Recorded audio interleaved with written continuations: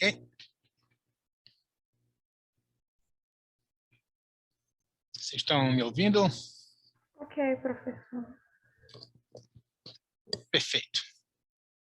Então, nós vamos começar a aula com a seguinte pergunta, né? É a melatonina um medicamento?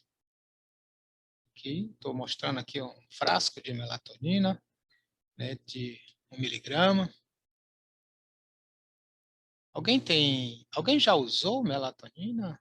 Ou alguém já conhece alguém que já usou melatonina como medicamento? Já cheguei a utilizar, professor. Você utilizou por quê?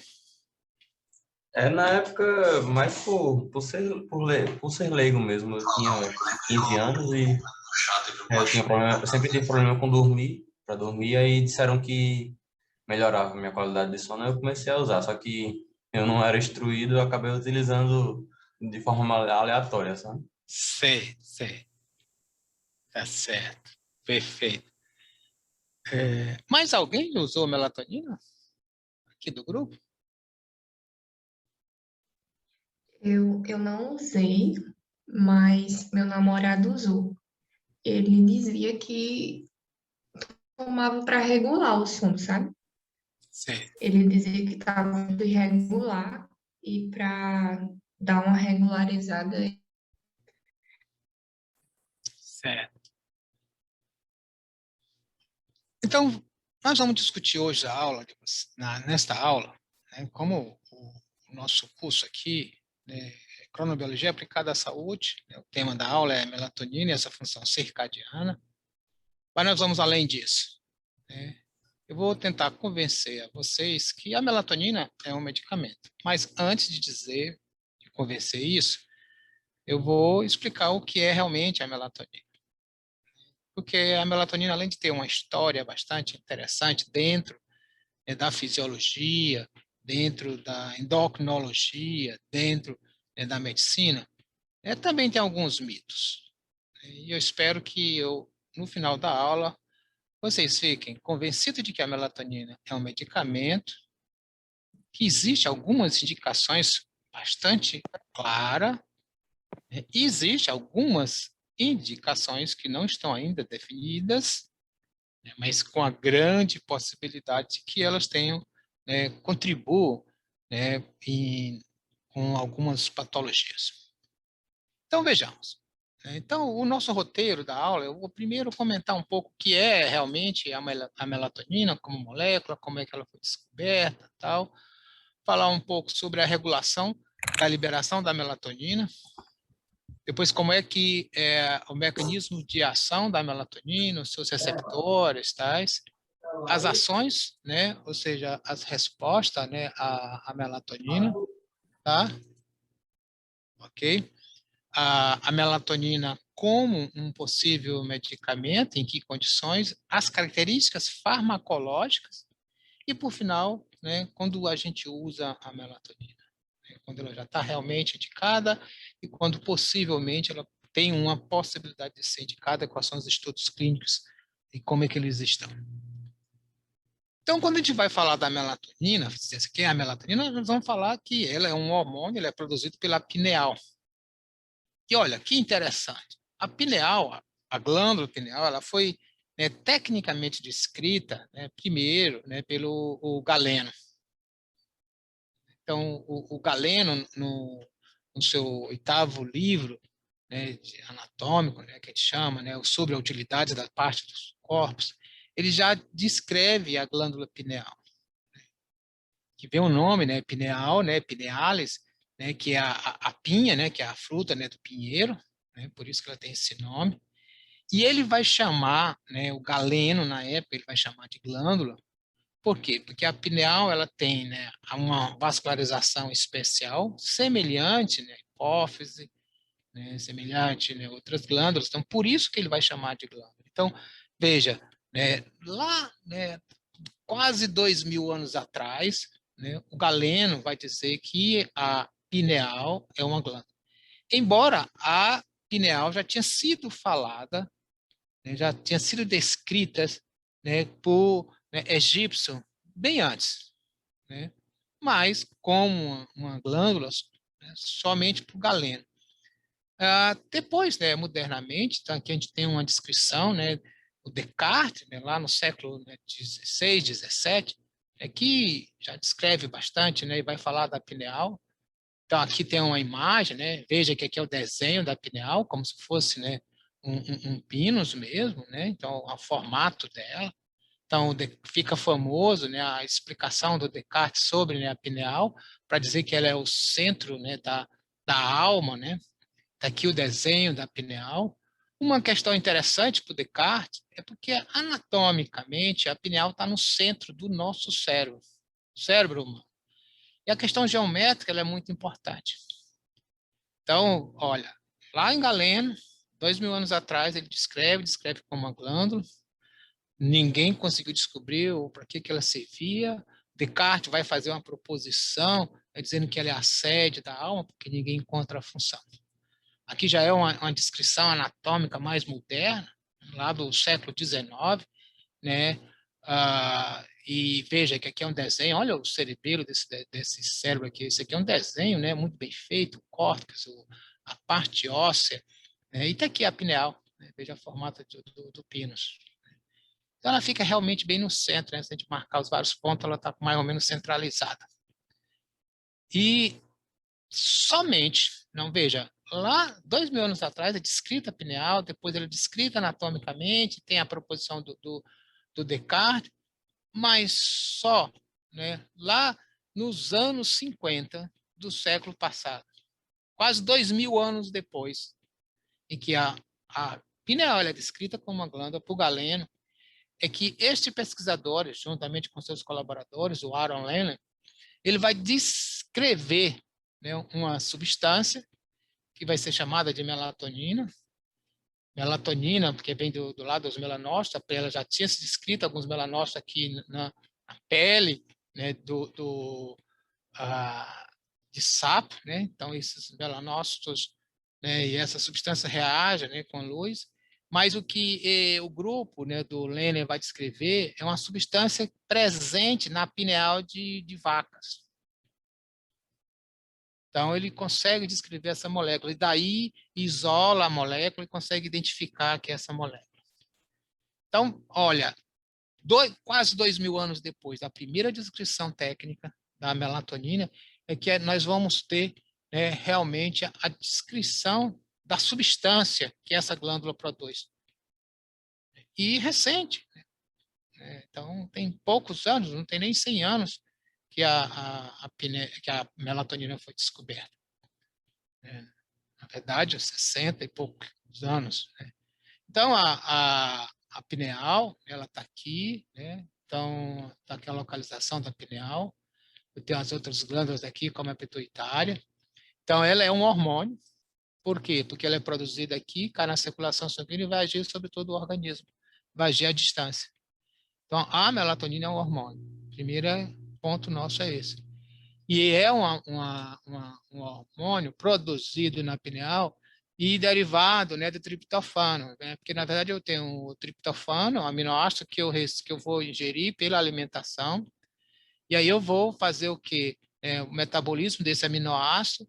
Em algumas células, esse triptofano ele vai se transformar em serotonina, e nos pinealócitos, aqui nessas células, ele vai ser, né, convertido, a serotonina vai ser convertida em melatonina. Então, a pineal é a principal área de produção de melatonina no nosso organismo, com controle neural. Porém, né, a melatonina também é produzida na retina, ela é produzida, né, em hemácia, ela é produzida em grande quantidade também, né, no trato gastrointestinal, ok? Mas nós vamos centrar um pouco a função da melatonina produzida na pineal. A gente tem poucos estudos ainda com o papel da melatonina nessas outras estruturas, principalmente no tubo gastrointestinal. Na retina, né, já se tem alguns estudos sobre o papel da melatonina na questão, inclusive, né, funcionando como controle dos níveis de serotonina na sinapse, né, que ocorre, né, lá na retina. mas aqui o que vai nos interessar principalmente vai ser, né, essa melatonina produzida na pineal. Então, a melatonina é isso que nós chamamos o N-acetil-5-metoxitriptamina, né? Isso aqui é o acetil, né? Então, tá aqui, esse aqui é o radical acetil dessa molécula, e esse aqui é o metoxila. Então, esse aqui ele vem, né, derivado, né, da melatonina. Então, por isso que eu tenho aqui a minha triptamina, o acetil e o metoxil formando, né, essa molécula. Essa molécula, né, então, ela vai ser produzida aqui na pineal e ela vai ser produzida de uma forma circadiana. Então, eu tenho no meu ambiente o claro e o escuro, e durante, né, o escuro, né, aqui a retina, lá nas células, né, que são, né, fotossensíveis, as células ganglionares que respondem, né, ao estímulo luminoso, as células ganglionares que contêm melanopsina, não é melatonina, né, elas disparam durante o dia, vão ativar, né, todo um sistema, vai até o oscilador circadiano central, os núcleos supraquiasmáticos. Os núcleos supraquiasmáticos ele está, né, interagindo diretamente, né, com o sistema autônomo, sistema nervoso autônomo, no caso simpático. Então, no simpático, né, ele vai ativar lá o neurônio pré-ganglionar, que está na coluna lateral, na medula, e aí de lá eu tenho, né, eu vou fazer sinapse, esse neurônio na pré-ganglionar, ele sai da medula e vai fazer sinapse com o neurônio que está localizado lá no gânglio cervical superior, e esse neurônio do gânglio, cervical superior, que é o neurônio pós-ganglionar, ele vai até a pineal e vai fazer uma sinapse, que é uma sinapse noradrenérgica, e vai liberar, então, noradrenalina. A noradrenalina vai aumentar, né, a ativação dessas duas enzimas, fazendo com que a serotonina seja convertida, né, em melatonina. Com excesso de melatonina aqui dentro do pinealócito, né, dessa célula que está dentro, ele vai liberar, vai cair na circulação sanguínea e vai agir à distância. Por isso, né, que ela é um hormônio. Aqui está o esquema completo.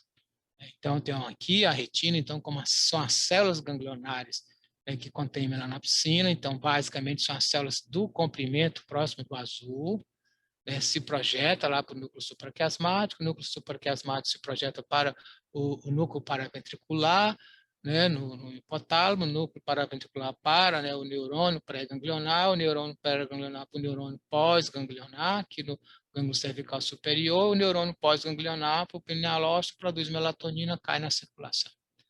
Então, esse é o sistema de liberação de melatonina, sendo ela liberada à noite, né, enquanto está escuro, né, e não liberada durante, né, o dia. Uma questão importante, que aí eu já vou chamar a atenção de vocês, tá? Vocês que, né, serão brevemente, né, médicos, é importante a gente perceber o seguinte: esse neurônio aqui, que se faz sinapse aqui com o neurônio pós-ganglionar, que é o neurônio noradrenérgico, é o neurônio simpático, ele vai liberar a noradrenalina. Então, se eu estiver usando um beta-bloqueador, esse beta-bloqueador ele pode, né, estar bloqueando isso aqui e reduzir a secreção e a liberação de melatonina. Então, é sempre importante, né, quando eu tenho um paciente que está sendo medicado com um beta-bloqueador, certo? A gente observar com muito cuidado, fazer várias, né, perguntas, se ele tem alguma alteração de sono, se ele tem alguma alteração rítmica. Ok? Porque senão, né, eu preciso repor a melatonina por causa do bloqueio. Ou trocar esse, né, beta-bloqueador por uma outra substância, um outro medicamento que vai ter efeito similar. Então, aqui eu tenho a forma, né, da liberação da melatonina. Então, isso aqui eu tenho a melatonina, que é aqui nesse escuro. Então, isso aqui é os níveis de melatonina. Então, lá, quando começa a escurecer, ela começa a aumentar. Aumenta aqui a secreção de melatonina, eu passo a fase, né, onde vou ter o máximo, e depois cai. Aqui embaixo, né, que é a concentração, que é esse aqui, é o sulfato toxomelatonina, né? Isso aqui é um derivado, um metabólico da melatonina. Isso aqui é feito no fígado, né? Então, isso aqui eu posso medir tanto a melatonina, como eu posso também medir aqui, né, o metabólico, e eu vejo que esse metabólico, a concentração dele é mais baixa, mas a curva dele é similar. Então, para medir os níveis de melatonina, eu meço, às vezes, o metabólico, a melatonina em si ou o metabólico. A melatonina também, né, ela pode ser medida no plasma, ela pode ser medida na saliva, tá? No plasma, ou seja, no sangue, também a gente pode medir o metabólito, e na urina, esse metabólito aqui, ele vai ser, né, liberado na urina, ele vai ser metabolizado no fígado e liberado na urina. Sendo que em torno de 5% da melatonina pura, ela é liberada na urina. Então, eu posso estar medindo aqui inclusive salivar, a melatonina, é possível fazer essa medida, porque a melatonina ela é liberada pela saliva, né? Você acaba tendo a possibilidade de detectar indiretamente, né, e fazer a curva da liberação da melatonina, sem precisar fazer dosagem sanguínea. E é claro que como a melatonina, né, ela vai depender, né, da duração da fase clara, eu vou ter uma menor liberação de melatonina, ou seja, de tempo de duração de melatonina durante, né, o inverno, o verão, desculpa, porque eu vou ter, né, noites mais curtas durante, né, o verão, e durante o inverno eu vou ter noites mais longas, então eu vou liberar mais melatonina. Veja que interessante, aqui é claro, né, em Natal, né, Caicó do mesmo jeito, né, a diferença entre o verão e o inverno, à noite é em torno de meia hora, né, um pouquinho menos de meia hora. Então, os níveis a diferença de produção de melatonina em relação ao inverno e verão, ela é bem pequena para a nossa cidade, né, para a nossa latitude. Mas para as pessoas que vivem, né, em altas latitudes, isso é bastante grande, certo? Então, isso a gente sempre tem que dar uma olhada, né? E aí, como é que a melatonina age? A melatonina ela vai agir, né, inicialmente de duas formas. Uma forma, né, que é o que a gente vai chamar de ação né, mediadas por não receptores. Porque como uma molécula, né, a melatonina, ela pode se ligar a várias substâncias que estão no extracelular e isso tem um efeito. A melatonina, ela tem nessa capacidade, né, de se ligar e detectar, né, o oxigênio, né? Então, com isso, né, ela vai ter uma ação antioxidante, né, independente, né, de ter ação sobre os receptores. Por exemplo, no caso, por exemplo, da melatonina que está sendo liberada, produzida lá no trato gastrointestinal. As ações sobre mediadores, receptores celulares, ela tem 3 tipos de receptores. Ela tem um receptor nuclear, né, que é esses 2 tipos. Ela tem um receptor citoplasmático, né, que é o chamado M3, que é que é uma substância que a gente chama de quinona redutase, né, é uma enzima. Né, e eu tenho receptores de membrana, os 2, que são o MT1 e o MT2, que ambos são receptores de proteína G, né, que vão, né, diminuir, né, o MP cíclico, né, ou o GMP cíclico, ou ativar, né, o inositol. Então, está aqui, eu tenho na membrana, eu tenho moléculas que são isoladas, como o MT1, que a gente chama, né, o tipo MT1, né, que é MT1A. Né, então, essa aqui, eu vou ter, né, uma reação que eu diminuo, né, a fosforilação de Krebs, né, eu vou aumentar aqui a proteína quinase, né, C, aumenta a concentração de cálcio. Então, esses aqui que são os segundos mensageiros, né, que vão provocar a resposta específica. Aqui, né, quando a gente tem o MT2, né, a gente tem uma diminuição aqui do GMP ciclo, que é o segundo mensageiro no caso. E se eu tenho, por exemplo, uma outra estrutura que eu vou chamar, né, que é um heterodímero. São as duas moléculas, elas estão juntas, estão interligadas e vão ter efeitos semelhantes. É como se eu tivesse uma molécula que ela potencializa esse efeito. Então, isso é na membrana, isso está muito comum, né, na membrana, em neurônios, né, e em células, né, da periferia, fora do sistema nervoso central. Então, o que vai fazer, então, as ações da melatonina vai depender, né, da presença dos receptores, né, e, é claro, das células, porque, na verdade, essas respostas são todas formação, aumento ou diminuição de segundos mensageiros, de segundos mensageiros, e esse segundo mensageiro é que vão realmente, né, provocar, né, a determinada resposta celular. Quando a gente olha, né, a melatonina, uma questão interessante é que, além dela estar sendo produzida no organismo humano, em vários, ela está produzida em todos os organismos vivos que nós conhecemos. Então, se eu for olhar lá nos procariotas, né, ele já tem melatonina. E o que a melatonina faz? Ela tem uma ação nos procariotas antioxidante. E o que a gente observa é que, na verdade, já nos procariotas, né, já é nível, né, que eu estou formando as primeiras células, né, então eu tinha aqui uma bactéria, né, anucleada, depois ela vai se tornando nucleada, depois eu vou tendo, né, inclusive a formação de células propriamente ditas. Tanto a via que vai formar, né, o sistema vegetal, o reino animal, todos têm melatonina.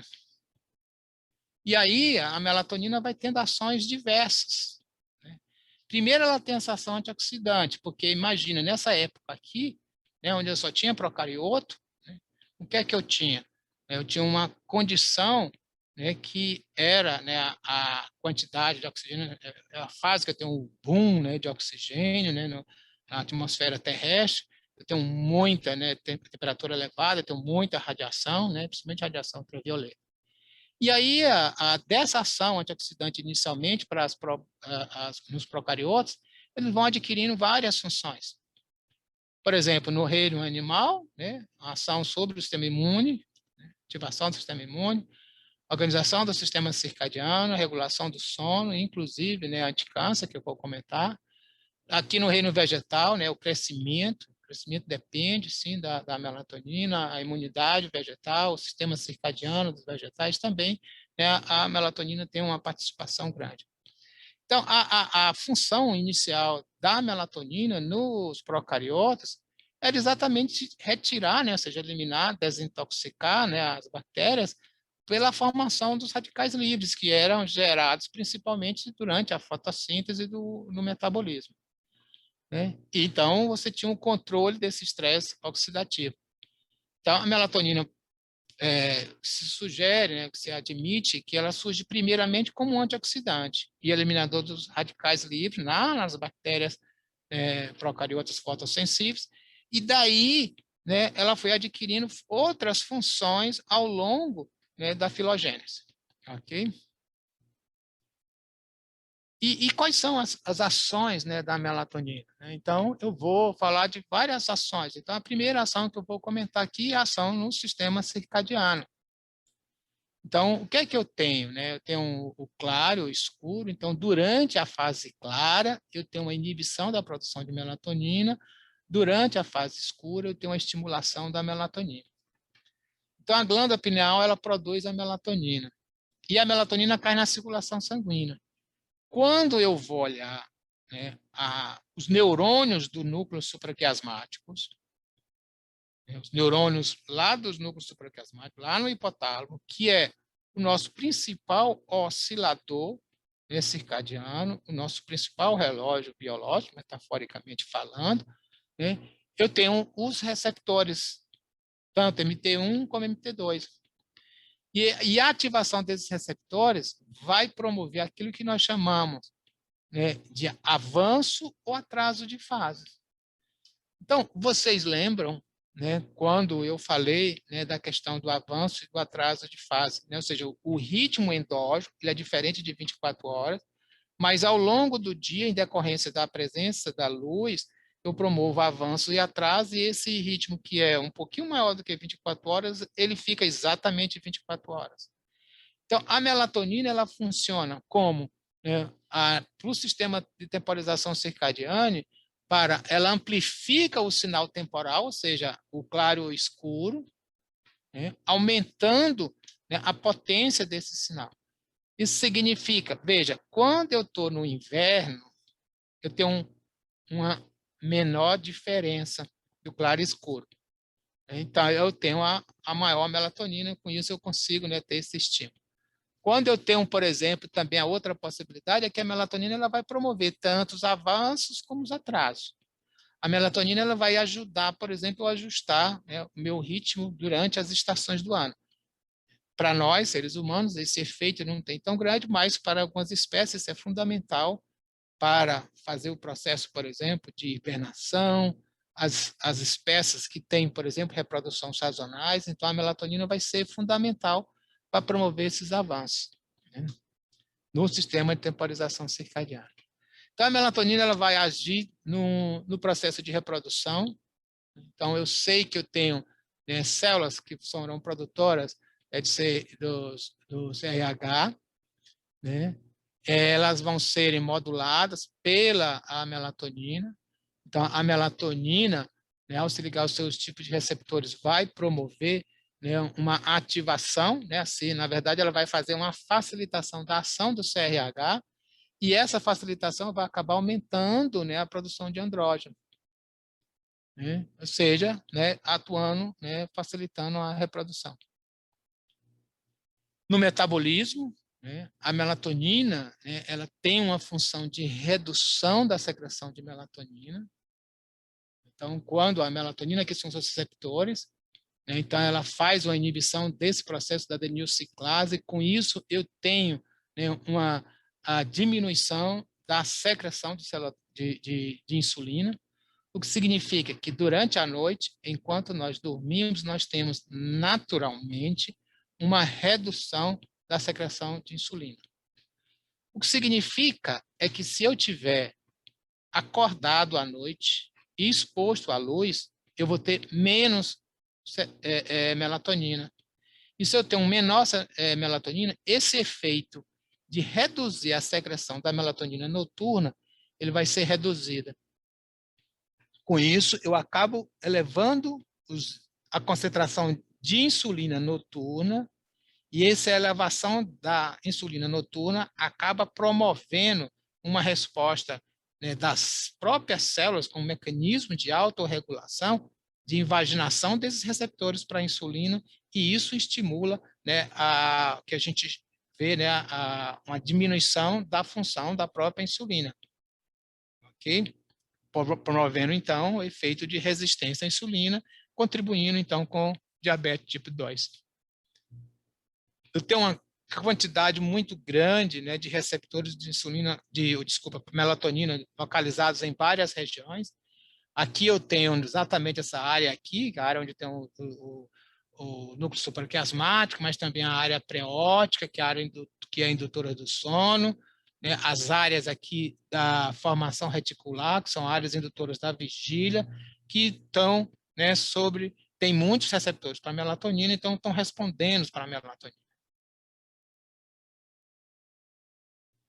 E uma das ações da melatonina, ela ajuda na supressão do tumor. Por que ela ajuda na supressão do tumor? Porque a ação da melatonina nos seus receptores, tanto nos receptores de membrana como receptores citoplasmáticos, ela promove, né, a ativação de fatores de transcrição, né, que vão levar, né, uma diminuição da um aumento da apoptose, né, e uma redução da angiogênese. Quando eu falo, né, de um aumento da apoptose, significa que as células que têm alguns erros genéticos, né, elas vão promover a apoptose, ou tem uma alta mortalidade, ou seja, a célula, né, ela morre por si mesmo, né, por mecanismo, né, autopoético aqui, né, e a redução da angiogênese, né, ela é importante, ou seja, a angiogênese é importante para facilitar o crescimento do tumor. Se eu tenho uma redução da angiogênese, então todas essas duas respostas, né, uma ampliação da apoptose, uma redução da angiogênese, reduz, né, ou inibe a formação de tumores. Aqui nós estamos falando de uma explicação de uma forma geral, ok? A melatonina também age, né, sobre o sistema imune, e ela age sobre o sistema imune porque ela vai promover, primeiro, ela diminui a resposta inflamatória. Né? Segundo, eu tenho receptores, né, para melatonina, tanto, né, em linfócitos T como em linfócitos B, tá? e aí ela vai agir sobre várias outras, né, funções, né, que estão relacionadas a várias doenças que estão relacionadas com respostas imunes. Artrite reumatoide, lúpus eritematoso sistêmico, né, doenças inflamatórias, né, do colo, né, diabetes tipo 2, tipo 1 e tipo 2 também, né?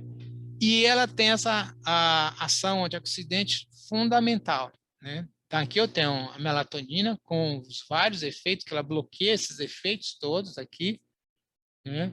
Então, todas essas respostas aqui, né, que são respostas que dependem, né, de fatores estressores, de uso, né, de anti-inflamatório, não esteroide, consumo de álcool, tudo isso aqui, né, vai levar, né, a um aumento do estresse oxidativo.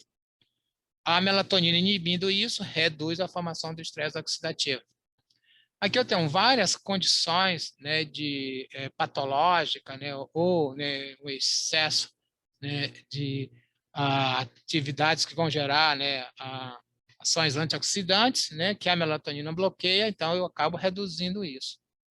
Então, se eu tenho reduzindo isso, eu tenho uma melhor ação, né, antioxidante e eu tenho um melhor funcionamento do meu organismo. Aqui eu tenho novamente, né, as possibilidades, as vias, né, explicando, né, como que essa ação da melatonina antioxidante ela pode agir de várias formas. Então, por exemplo, aqui eu posso, né, melhorar a produção proteica, eu posso melhorar, né, o reparo do DNA, eu posso, né, ter uma ação direta e indireta, né, antioxidante. Isso vai levar, né, por exemplo, uma autofagia. Né? Isso, por exemplo, quando eu falo, por exemplo, só, né, em vez, né, de eu olhar a célula como todo, mas olhando só para o ovário, né, eu vou ver que a melatonina ela vai diminuir o número de ócitos, né? E é claro, né, eu vou ter uma ação sobre a melhora, né, da qualidade, né, desses ócitos, né, no ovário. Com isso eu tenho, né, um possível, né, efeito, né, sobre, né, o desenvolvimento, né, de tumores, né, ovarianos. Então, uma coisa que nós chegamos até aqui foi dizer, bem, a melatonina ela é, né, um hormônio. E se ela é um hormônio, ela pode ser um medicamento para ser um hormônio? Então, vejamos, né? Então, em que condições um hormônio ele se torna um medicamento? Um deles, né, é quando eu tenho um déficit na produção do hormônio. Então, veja, se eu tiver um déficit na produção do hormônio de crescimento, eu posso repor esse hormônio de crescimento. Então, o hormônio de crescimento ele vai se tornar um medicamento. Né? A gente faz isso hoje, a gente hoje já, inclusive, consegue produzir, antes a gente usava, né, hormônio de crescimento, né, produzido, né, em animais, principalmente bovino, mas hoje a gente já consegue, né, por engenharia genética, produzir, né, o próprio hormônio de crescimento humano. Né? Se eu tenho, por exemplo, uma diminuição, um déficit, né, dos hormônios tiroidianos, eu faço reposição do hormônio tiroidiano. Se eu tenho, por exemplo, um déficit, né, de cortisol, né, eu faço, né, uma reposição. Então, veja, quando eu tenho déficit de uma determinada função de um hormônio, então eu vou repor esse hormônio.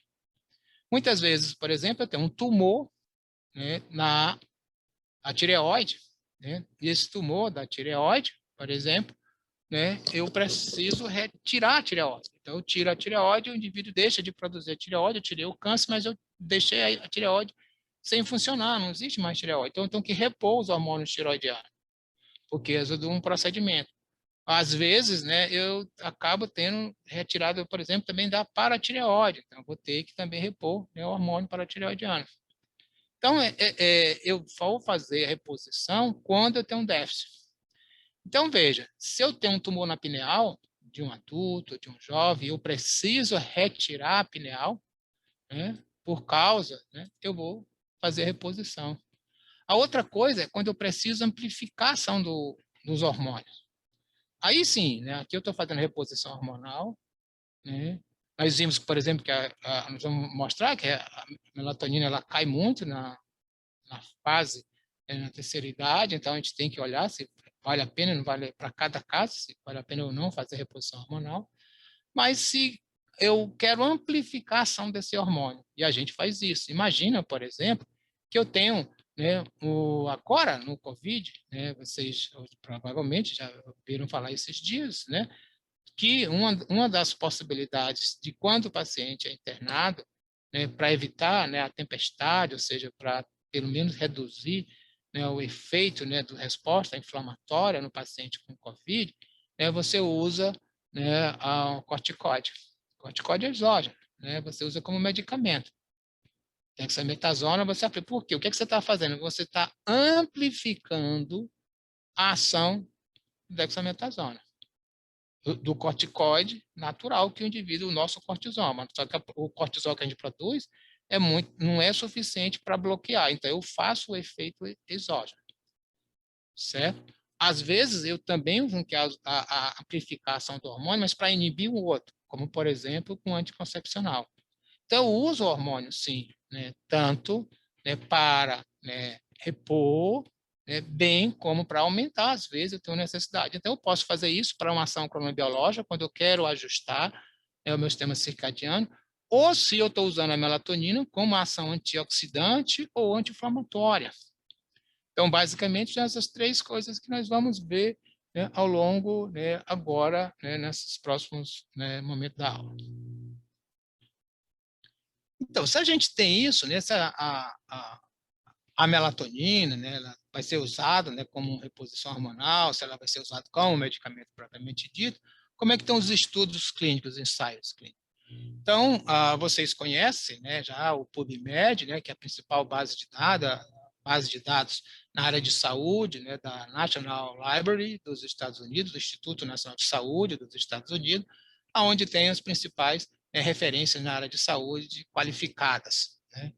Então, o que a gente tem aqui o que eu fiz aqui foi, né, pedir simplesmente os clinical trial, né, ou seja, que são os artigos que estão relatando, os artigos que foram publicados que relataram ensaios clínicos utilizando melatonina. Tá? O que a gente observa? Então, isso aqui, os primeiros foram ainda em 73. Então, a gente vê que o número aqui é bem baixo, né? Até aqui o 90, 93, 94. A partir de 95, você tem um crescimento. Esse crescimento ele vem aqui um pouco maior até os anos 2000. Dos anos 2000, então, ele se mantém. E agora, né, de 2010 para cá, né, há um aumento. Aqui já são os últimos anos. Então, a gente tem ainda, né, foram produzidos ao longo, né, desse século muitos ensaios clínicos utilizando melatonina. E hoje nós temos em torno, né, de publicações, né, em torno de 60 a 70 publicações por ano relatando ensaios clínicos testando a melatonina para uma determinada, né, terapêutica.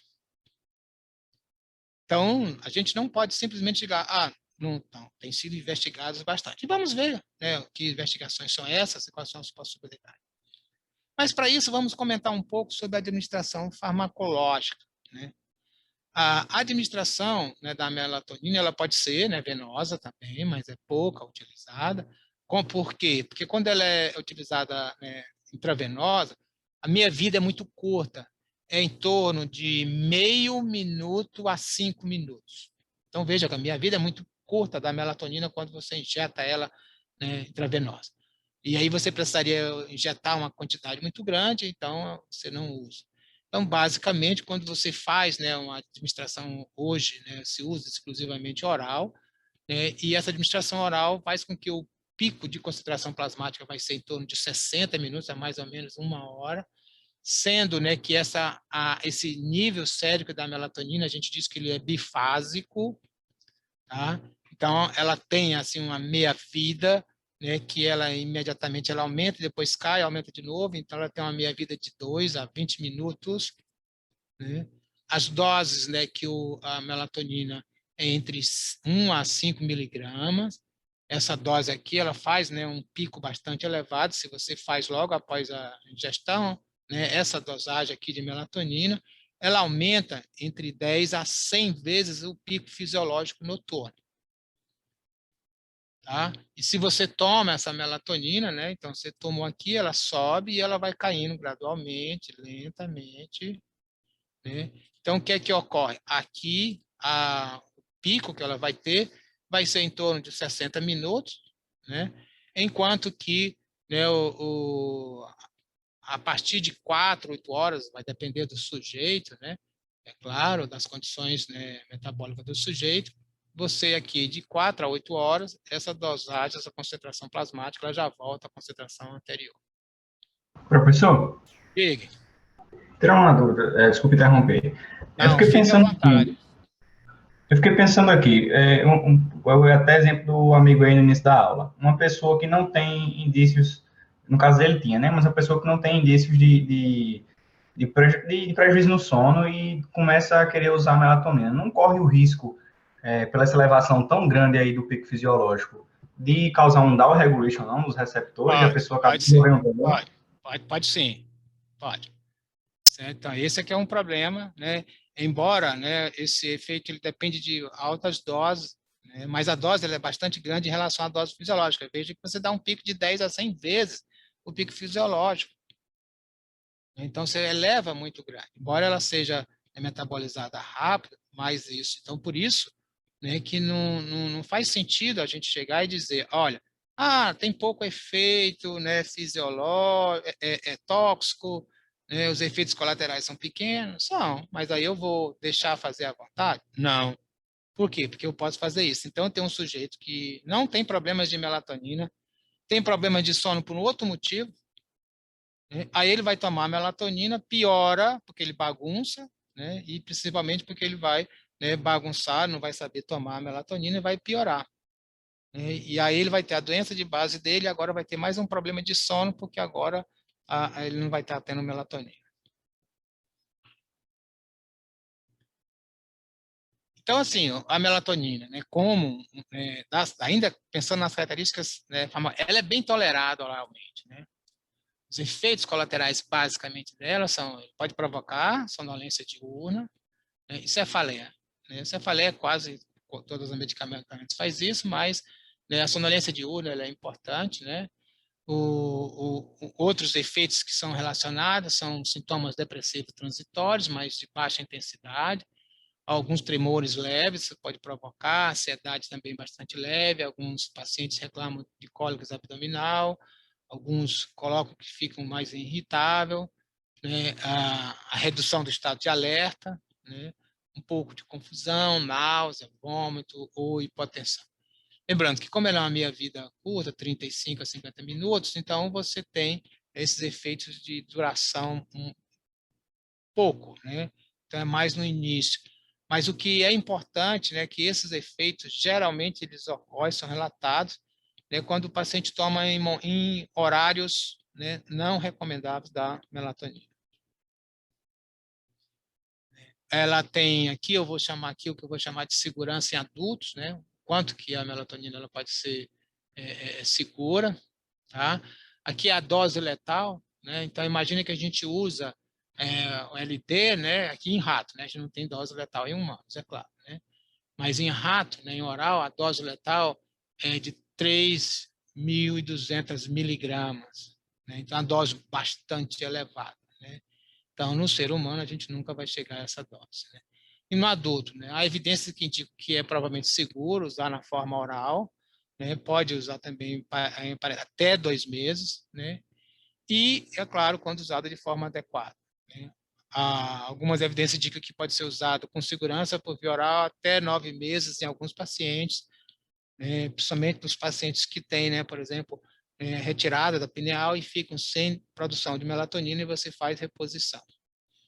A segurança em crianças, isso aqui eu quero chamar a atenção de vocês, né? Ela é usada com segurança em pequenos números, não tem grandes ensaios clínicos com crianças, tá? Então a gente precisa ter cuidado, né? Agora, a principal preocupação, né, na melatonina é por causa ela está envolvida com a questão do desenvolvimento.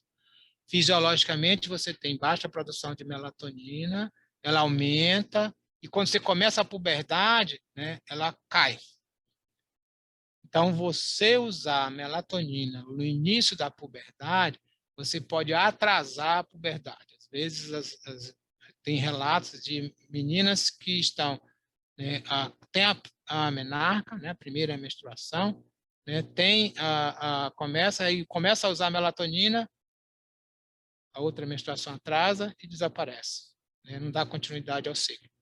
Então, não se deve, né, por enquanto, a gente não sugere ao uso de melatonina, né, no início, né, da puberdade. Ela é segura, né, na gravidez, né? Já tem alguns estudos, né, sendo utilizados, tá?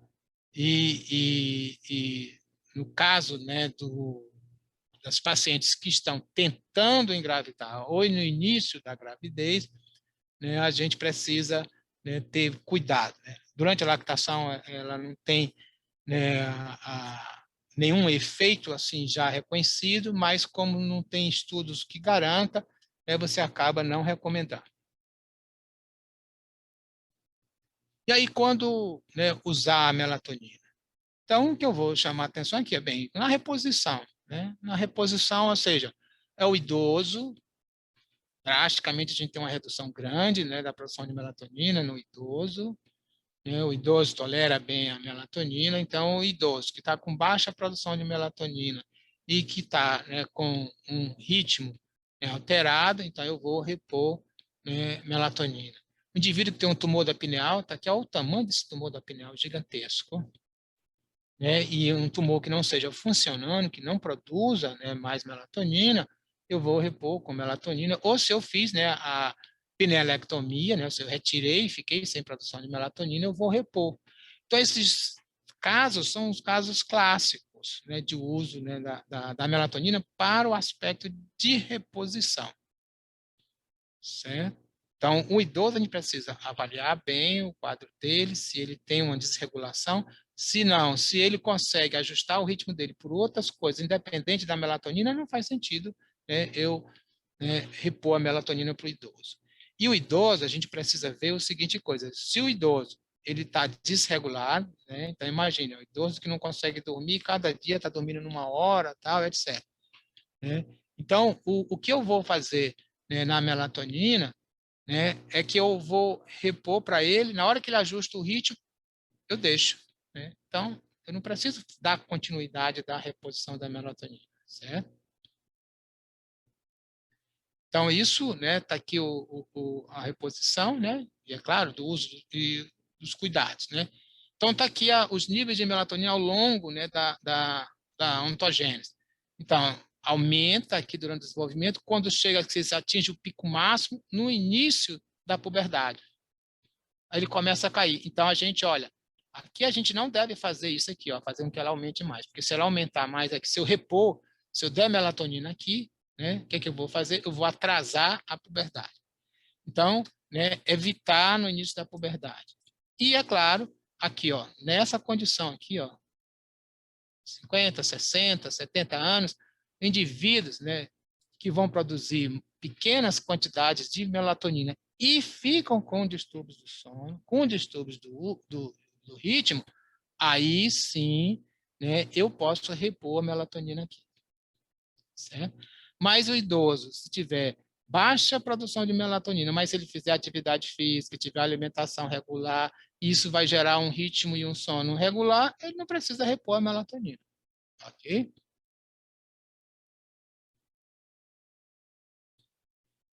E outras condições, né, do uso da melatonina. Eu vou comentar para vocês, né, eu vou falar um pouco mais detalhes, jet lag, né, mais na frente, mas eu vou pular e vou falar aqui a insônia. Né? Então, quando se usa, né, melatonina para insônia, a insônia ela não é um indutor de sono, ela não vai induzir o sono. O que a melatonina vai fazer? Ela vai regular o ritmo. Então, a melatonina ela ajuda a fazer com que haja, se eu tomo à noite, ela faz com que haja um avanço, né, do início do sono. Então, a latência do sono reduz. E isso vai fazer com que eu tenha, né, uma melhora. Então, é importante, né, a gente, né, pensar nesse aspecto. Tá? E aí, é claro, usar isso durante, né, 3 meses no máximo. Tá? Os trabalhadores em turno, então, que é o trabalhador em turno, que é o trabalhador noturno, né? E aí nos dias, né, quando ele fica, né, desregulado, aí eu posso, né, usar a melatonina para ajudar a regulação. Naqueles casos que a gente tem, né, que é a síndrome de fase do sono atrasado, né, ou seja, um indivíduo que dorme muito tarde e acorda muito tarde. Então, um indivíduo que só dorme lá para as 4 horas da manhã, ele precisa tentar dormir mais cedo. Então, vou promover um avanço de fase dando melatonina exógena. Então, na verdade, eu estou amplificando o sinal biológico da melatonina para promover um avanço de fase. Aqui nos transtornos do ritmo circadiano, né, tanto em crianças como em adultos, né, pode ser crianças cegas, adultos cegos, mas também crianças com deficiência, né, mental, que tem, né, o sistema nervoso central, né, que teve, né, hipóxia e tal, e aí eu uso para ajustar a ritmicidade circadiana. Nós vamos discutir isso nas outras aulas, eu vou comentar também mais na frente. As cefaleias em salvas, que são as cefaleias rítmicas, né, elas respondem muito bem à melatonina, né, e a utilização de melatonina recentemente, que é na abstenção de benzodiazepínicos, né, e nicotina. Então, muitos pacientes só conseguem dormir tomando benzodiazepínicos. E aí, para você retirar, né, o indivíduo está dependente disso, você tirar, o indivíduo se torna, né, tem uma crise de abstinência, você vai tirando gradualmente o benzodiazepínico e vai introduzindo, né, a melatonina. Então, você tira o benzodiazepínico, com isso, aí o efeito vai reduzindo a dose, então o efeito de indução do sono do benzodiazepínico reduz, mas você introduz a melatonina, promovendo, né, um avanço de fase, diminuindo, né, a latência do sono. Então, com isso, o paciente se sente melhor. A mesma coisa, né, com a nicotina. Então, na verdade, a melatonina aí, ela vai funcionar como um coadjuvante, né, reduzindo os efeitos colaterais da abstinência do benzodiazepínico, da retirada de benzodiazepínico, né, e da nicotina. Eu não tenho experiência com a nicotínica, mas a experiência com a benzodiazepínico, que eu tenho visto os pacientes, a resposta tem sido bastante boa. No caso, né, dos pacientes, as crianças e adolescentes que têm retardo mental, né, autismo, né, e outro distúrbio do sistema nervoso central, ela ajuda bastante. Por quê? Porque aqui, na verdade, o que é que eu tenho? Quando eu tenho, por exemplo, imagina que eu tenho uma imagem dessa criança, essa criança ela teve uma lesão cerebral, né, no caso aqui, na descrição desse caso dessa paciente, né, durante, né, o parto, teve problema no parto, redução de oxigênio, fez uma lesão grave. Às vezes é uma lesão, uma paciente que ficou em decorrência, né, com a lesão cerebral, um retardo mental grave por causa de um distúrbio metabólico, né, ou um processo infeccioso, né, muito no pré-termo. Vários fatores podem levar a isso, ou alterações genéticas também. Então, veja, eu tenho essa condição. Esse paciente, esse sujeito, ele tem um sistema nervoso central que já tem algumas dificuldades. Aqui também inclui, por exemplo, o indivíduo que tem hiperatividade, né, ou o indivíduo, por exemplo, que tem baixa interação social e outros fatores.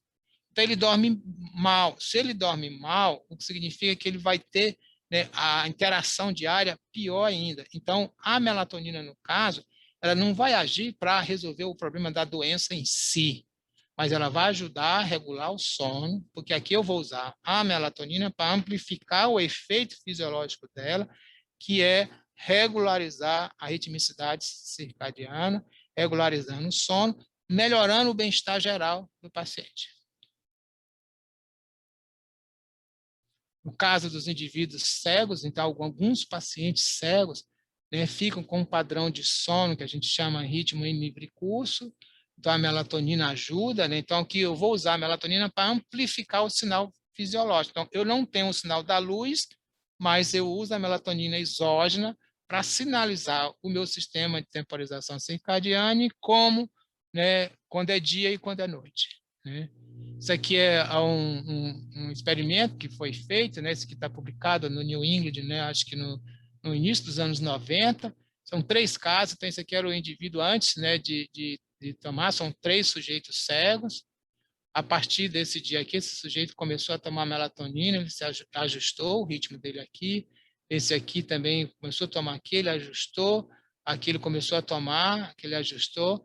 Esse aqui cada dia desse eu estou com a dose elevada, certo? De melatonina, certo? Ajustei aqui o ritmo, cheguei, vou reduzindo os níveis de dose, entendeu? Então, veja, aqui no início, né, eu faço uma dose mais elevada, vou reduzindo, né, isso aqui é em dias, então isso aqui ó, durou aproximadamente 110 dias aqui, tá? Aí, quando chegou aqui, eu terminei o tratamento. Terminei o tratamento, o que acontece? Ó, voltou, né, ao ritmo em livre curso. Então, no caso dos pacientes que tenham deficiência visual grave, que não conseguem detectar luz de jeito nenhum e que entram em livre curso, você usa a melatonina. Olha, isso é muito comum, né, nos países de altas latitudes. Nós acabamos de fazer, estamos terminando, né, preparando o trabalho para publicação, que é a dissertação de mestrado da Natália Pepieri, né, e a Natália estudou cegos aqui em Natal. E nenhum cego em Natal está em livre curso e precisa de melatonina. Por quê? Porque, na verdade, aqui em Natal você tem a diferença muito grande de noite, como aí em Caicó. Porque aqui, durante o dia, tem mais calor, durante o dia, a sensação térmica varia. Embora a temperatura não varie tanto, mas a sensação térmica varia muito. E hoje, né, por exemplo, todos os cegos que a gente avaliou, estudou aqui em Natal, todos eles usam celular e eles falam pelo celular, eles ouvem as horas pelo celular. Se você, por exemplo, a gente mandava mensagem do Zap para eles, né, escrita, inclusive, chegava lá, ele automaticamente, o aparelho dele lê, né, em voz e perguntando que horas são, ele já sabe as horas, tudo. Então, eles estão ajustados, né? As pessoas cegas aqui são mais fáceis. E é claro que aqui eu tenho, né, a demonstração da ritmicidade e a exposição à luz, né? Essa aqui é do indivíduo normal, tá? Então, veja que aqui a exposição à luz durante o dia para nós aqui ela é muito alta, né? Bastante intensa. À noite aqui quase não tem luz, mas na verdade tem sim uma exposição à luz aqui, mas no gráfico a gente não detecta porque, né, aqui durante o dia, né, aqui em Natal, a exposição à luz, né, vai em torno de 10, 15 mil lux, né, e a luz noturna é 50, 100 lux, então por isso que ela não aparece, mas tem um pouquinho de exposição à luz aqui durante a noite também. E como é que a melatonina pode, né, agir ajustando, né, o sono? Uma coisa que a gente sabe é se eu tomo melatonina aqui, então, esse aqui é a fase, né, de vigília, que é a fase do sono. Então, aqui, durante a vigília, eu tenho aqui o meu componente S, que é o componente homeostático, que sobe, e o meu componente circadiano. Aqui eu tenho pouca propensão ao sono. Mas se eu tomar melatonina aqui próximo de meio-dia, depois do almoço, né, 2 horas da tarde, a melatonina facilita o cochilo. Então, ela age induzindo a indução da vigília do componente circadiano, mas ela reduz, né, o N3, né, e aumenta a possibilidade de você ter sono REM aqui, né, se você toma melatonina à tarde. Tá? Se você toma melatonina aqui, nesta fase aqui, no início, no final da sua atividade, no início um pouquinho antes de você dormir, né? É claro que isso aqui vai acabar promovendo, né, uma redução da latência do sono, ela reduz o N3, né, e ela aumenta, né, o sono REM. Esses achados nos adultos eles variam um pouco de adulto para adulto, mas nos idosos eles são muito consistentes, né, muito persistentes, sempre ocorrendo isso. A diminuição da latência, redução de N3, né, e aumento do sono REM. E o efeito da luz, né, aqui, né, se eu dou melatonina logo que eu acordo, né, ela pode promover um avanço de fase, né, ela não vai promover um atraso, isso ocorre por duas coisas. Se eu der a melatonina aqui, o efeito de vida longa dela, né, ela teria agindo aqui, né, logo que eu acordo, 4 horas depois, né, ainda tem agindo, mas aqui eu tenho um problema, que é o efeito da luz, né. Esse efeito da luz aqui vai bagunçar, né, aqui, né, a ação da melatonina. Então, para evitar, por exemplo, essas alterações da melatonina em decorrência, né, dos estímulos, né, luminosos, a gente já tem nesses filtros, né, luminosos que a gente tem nesses aparelhos, né, porque eles estão filtrando aqui no caso, né, a luz azul, que é a luz do comprimento de onda, né? Então isso vai diminuir a inibição da melatonina, né? E aí algumas coisas importantes, né? Como é que a melatonina vai agir ampliando a função dela? Primeiro, falando aumentando a sincronização da ritmicidade circadiana, que é, né, o uso da melatonina numa condição, né, uma condição psiquiátrica que a gente chama desordem ou depressão sazonal afetiva. Essa depressão sazonal afetiva, né, ela é um subtipo de depressão que ela começa e termina em torno da mesma época do ano, principalmente durante, né, o inverno. Ela é muito comum, né, ela é muito comum nos países, nas regiões de alta latitude. Então, geralmente, os sintomas surgem junto com as mudanças das estações, né, e o que ocorre é que essa depressão a sazonal afetiva, ela é resistente aos principais antidepressivos que nós temos hoje farmacologicamente. E o que se faz, veja, olha, mas no inverno você não tem mais melatonina, mas a questão é que a duração da fase escura e da fase clara, né, a fase clara está muito pequena, então o que você acaba ocorrendo é uma dessincronização. Então você começa a usar, né, melatonina e também bright light, né, que é o tratamento. Então você vai usar fototerapia. Então o sistema de fototerapia é como fosse semelhante, né, um negatoscópio, né, que você olha para ver a radiografia. Então, você coloca aqui, isso vai estar estimulando o sujeito e vai estar inibindo, né, a produção, por exemplo, de melatonina de manhãzinha cedo, embora lá fora esteja escuro. Porque aqui você está usando luz intensa, principalmente luz intensa de cor azul, para inibir a grande quantidade de melatonina logo pela manhã cedo. E aí a gente tem a outra situação que se usa, né, com uma forma muito eficiente a melatonina, que é para evitar os sintomas do jet lag. Quer dizer, o que é o jet lag? O jet lag é um distúrbio, né, do sono que ocorre, né, que ela vai ocorrer nos viajantes que têm fusos horários, né? Então, o que é que a gente tem, né? Os sintomas principais são fadiga diurna, distúrbio de sono, dificuldade, perda de eficiência mental, uma fraqueza, uma irritabilidade, e que isso é causado pela dessincronização entre o ritmo circadiano do corpo, né, e o novo ciclo claro e escuro de noite do destino do viajante, né? O que é que isso tem a ver? Então, vamos mostrar isso aqui. Isso aqui é uma condição de uma pessoa que fez uma viagem, por exemplo, ela saiu de Brasil, né, de São Paulo, né? Olha a viagem aqui para onde ela foi. Ela sai de Brasília, vai para São Paulo, e São Paulo vai lá para o outro lado do mundo. Certo? E olha que interessante, né? Ela passa, né, um tempão, né, faz, né, essa viagem, né, fica num outro lado, mas olha, o que é que ocorre? Então, essa aqui era jovem, horário que ela dormia aqui mais ou menos aqui nesse horário, ela acordava aqui nesse horário, ia dormir nesse horário, então aqui dentro, né, das 24 horas do Brasil, né, e aí ele vai, né, viaja para o outro lado do mundo. O que acontece, ó, se ajustou muito rápido. Por que se ajustou muito rápido? Por duas coisas, né? Porque aqui, assim, esse aqui é o horário de Brasília e aqui é o horário lá na Tailândia.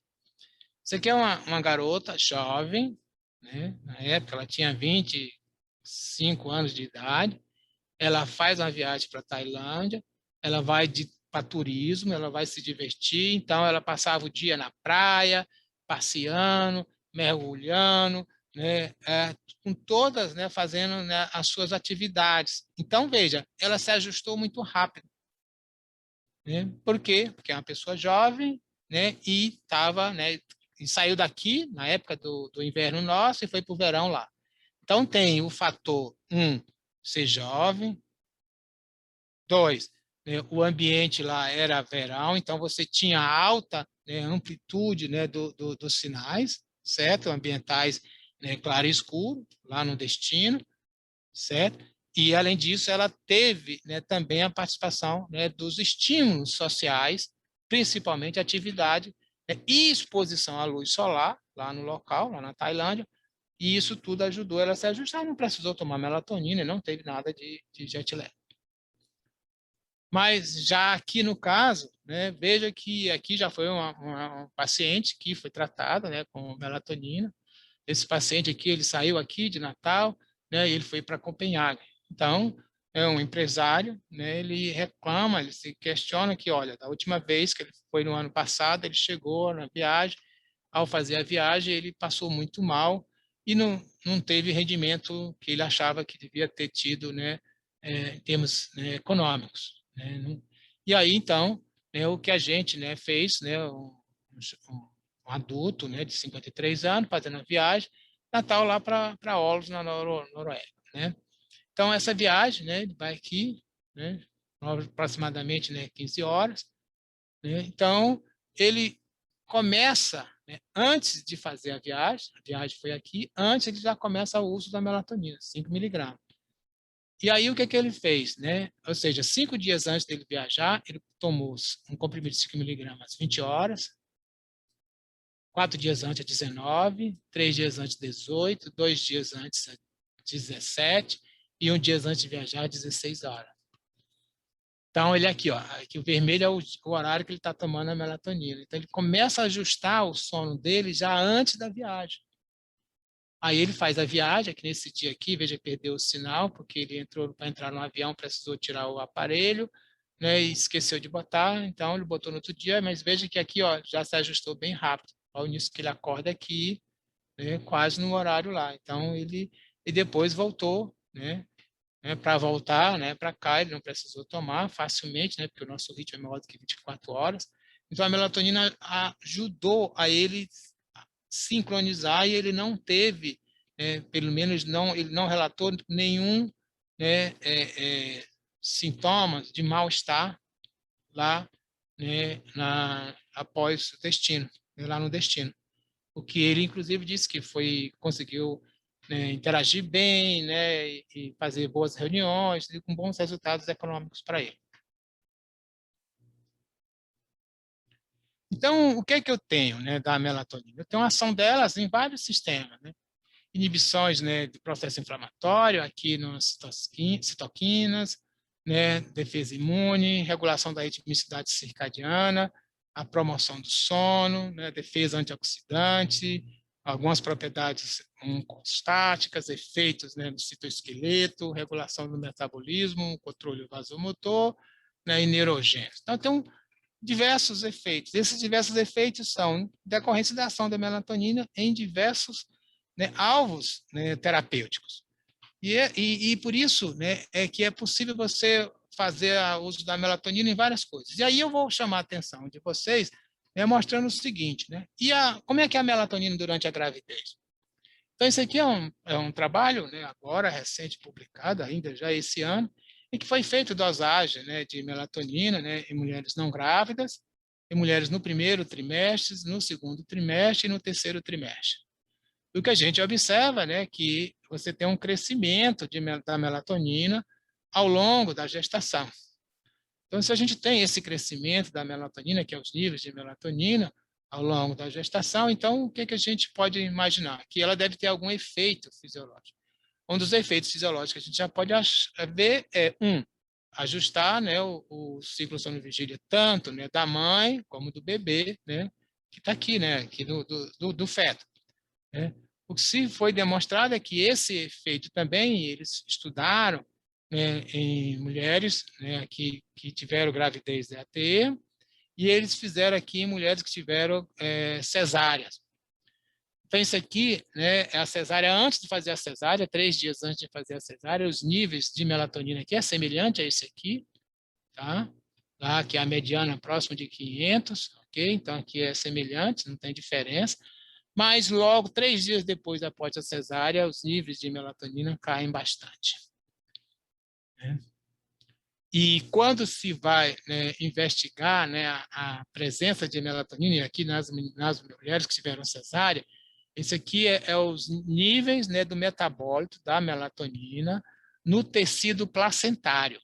Então, se foi a 38ª semana, 39ª, 40ª, e o que você observa é que tem, né, uma relação linear. Quanto mais, né, a gestação, maior níveis do metabólito da melatonina foi encontrado na placenta. Né? O que mostra que os níveis de melatonina, né, estão relacionados, né, com o desenvolvimento, né, fetal e deve ter alguma funcionalidade. Por isso que tem vários estudos feitos, então isso aqui é uma revisão, né, quem tiver interesse em detalhar mais, né, na área, né, neonatologia, aqui são vários, né, exemplos de estudos, né, clínicos, né, de ensaios clínicos, para avaliar, né, os efeitos, né, tanto, né, farmacocinéticos da melatonina durante, né, a gestação e durante, né, o nascimento, né, no pré-termo.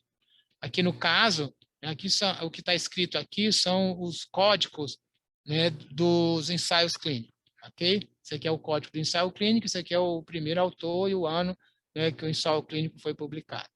Então, o que a gente tem? A gente tem aqui, por exemplo, isso aqui é indivíduo, né, a criança, né, a termo, aqui é pré-termo, tá? Então, aqui eu tenho, por exemplo, encefalite isquêmica, né, encefalite, né, por hipóxia, né, vendo se a melatonina tem eficácia. Aqui é leucomalácia periventricular, doença, né, pulmonar crônica, né, pré-termo que desenvolve, né, ou retardo de crescimento uterino, né, que a melatonina possa, né, melhorar, aqui em condições de sepsis neonatal, né, e aqui criança, né, que responde com dor neonatal. Os estudos têm sido feitos diversos, né, esse aqui também é uma revisão desse ano, né, então esse aqui é um estudo de uma revisão sistemática de ensaios clínicos, e o que ele mostra é que esses efeitos neuroprotetivos em neonatos, ele é limitado. O que significa isso? É que, na verdade, né, os atuais ensaios clínicos, eles ainda têm uma limitação, eles têm demonstrado efeitos, mas não é conclusivo que eu dizer assim, olha, eu tenho que usar a melatonina. E em todos os casos, né, o que se tem se mostrado é que realmente parece que a melatonina tem um efeito neuroprotetivo, né, que sugere a gente poder usar nesses neonatos, principalmente pré-termo, que aqui no caso é neonatos que tiverem encefalopatia, só nos casos de encefalopatia, né, que essa revisão está relacionada. Né? Então, parece que não tem um efeito, né, tão lá grande essas coisas. Mas, né, também a gente não descarta, porque isso sugere a gente precisa investigar mais. E aí os efeitos, né, oncostáticos, né, da melatonina. Por que a gente fala nisso? Né? Primeiro, ela tem uma ação antiproliferativa, imunoestimulante, né, quando usada em dose farmacológica, certo? Ela tem, né, tem caracterizado principalmente em tumores, né, de mamas, né, que aí no caso tem a participação do estrógeno, e ela tem sido testada como coadjuvante nos tratamentos, né, quimioterápicos. O que a gente fala do tratamento coadjuvante? Para reduzir os próprios processos inflamatórios, para facilitar a apoptose e também para regular o próprio sono das pacientes que estão, né, em quimioterapia.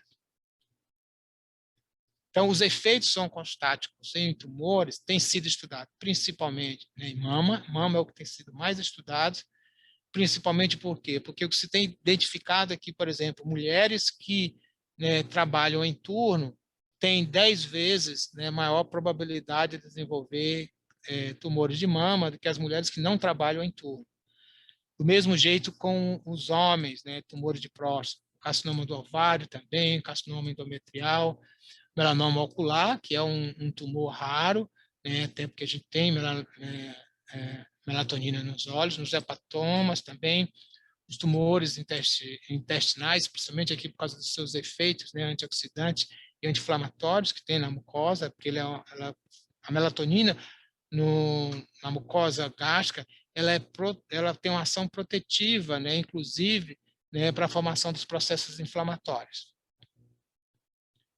Como ela tem essa ação neuroprotetora por causa de sua ação antioxidante, né, há a sugestão da utilização de melatonina, né, precoce, né, durante as fases iniciais, ou para melhora, né, durante, né, o desenvolvimento da doença, ou para melhora do sono, nesses casos dessas doenças, né, que são doenças neurodegenerativas, como a doença de Alzheimer, né, a esclerose amiotrófica lateral, a doença de Huntington, a doença de Parkinson. Então, veja, são doenças diferentes, com fisiopatologias diferentes, mas todas as doenças têm algo em comum. Uma delas, né, é ter processos inflamatórios e ter a formação de grandes, né, agentes né, oxidante. A melatonina, então, vai bloquear isso. Segundo, todas essas doenças, né, neurodegenerativas também promovem perturbação do ciclo sono-vigília. E a melatonina, sendo usada de uma forma regular, no horário certo, né, pode ajustar o ciclo sono-vigília desses pacientes, melhorando, então, o quadro geral desses pacientes. Agora, tem uma questão importante, né? Primeiro, a gente não tem melatonina aqui no Brasil como medicamento, né? Ela é vendida apenas como suplemento, né, alimentar.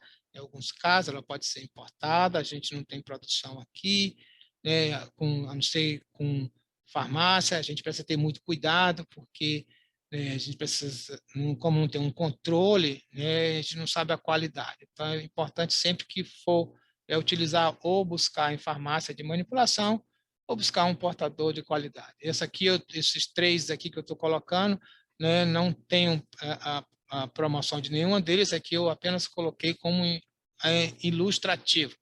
Né, são frascos ilustrativos que eu não conheço nenhum dos laboratórios.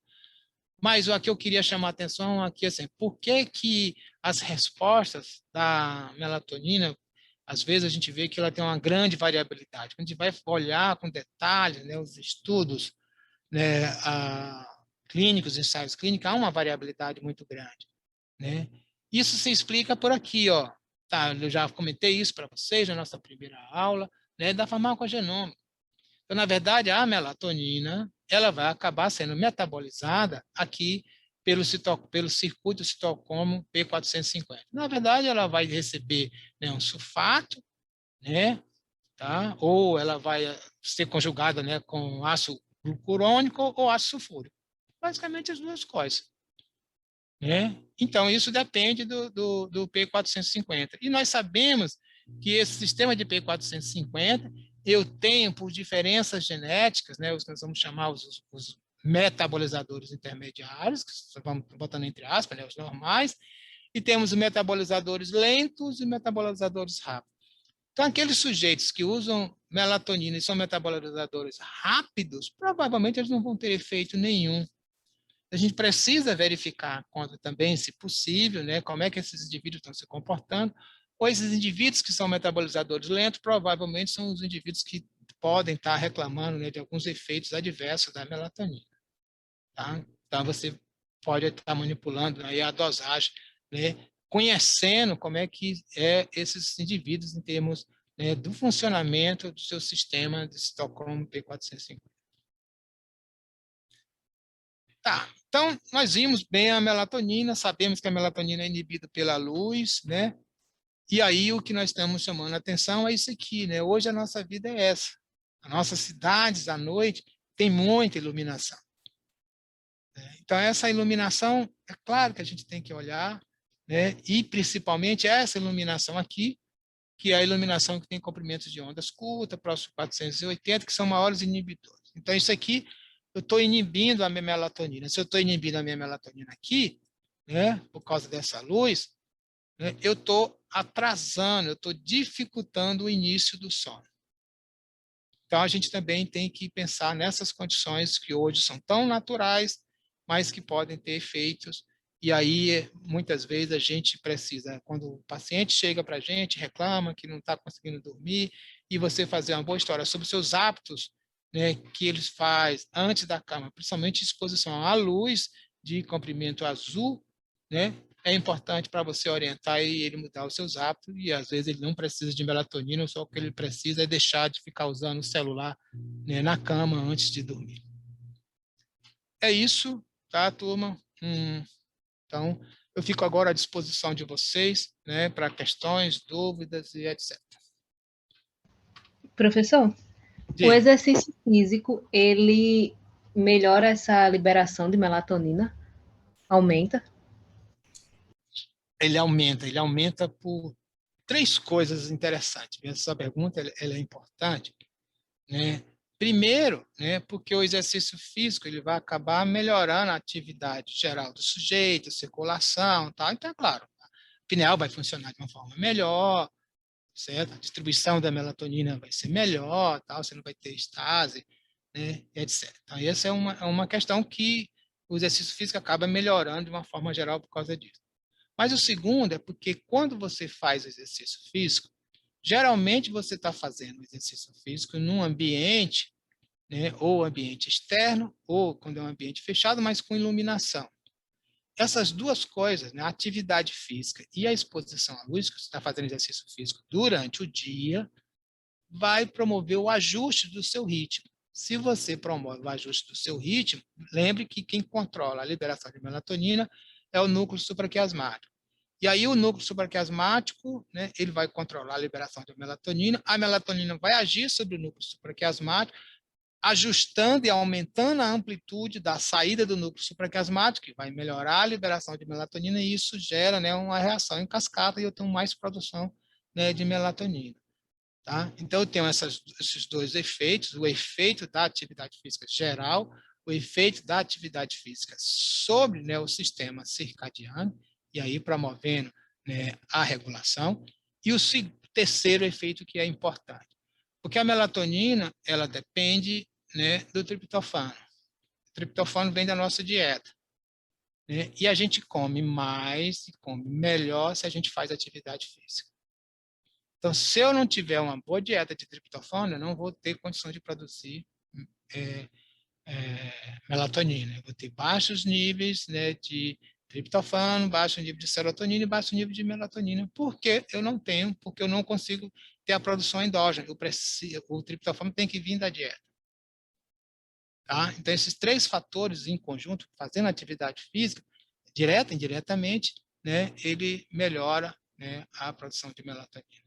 Por isso que a gente vê uma coisa interessante, é que o idoso, né, lá os estudos, tem uma pesquisadora, a professora Filomena da Unicamp, né, que recentemente se aposentou já, ela fez o trabalho de doutorado dela com idosos lá de Campinas, em São Paulo, em que faziam atividade física e outros não. Eram idosos, por exemplo, que participavam, né, de competições de terceira idade, e outros não. E o que ela viu é que esses idosos, né, que faziam atividade física, eles não tinham problema de sono, eles tinham sono regular, poucos deles tinham pouco cochilo durante o dia, tinham a noite de sono, né, com pouco despertar ao longo da noite, né, e tinham mais níveis de melatonina do que, né, os idosos com a mesma, né, idade, né, mas que eram sedentários, não faziam nenhuma atividade, eram aposentados e tal, e viviam mais em casa e faziam pouca atividade física. Mais questões? Ok, professor, obrigada.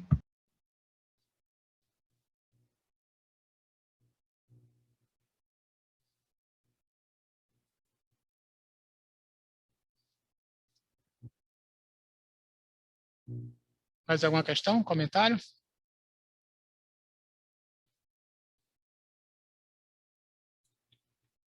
Ok, turma. Então, aqui eu vou parar aqui a gravação.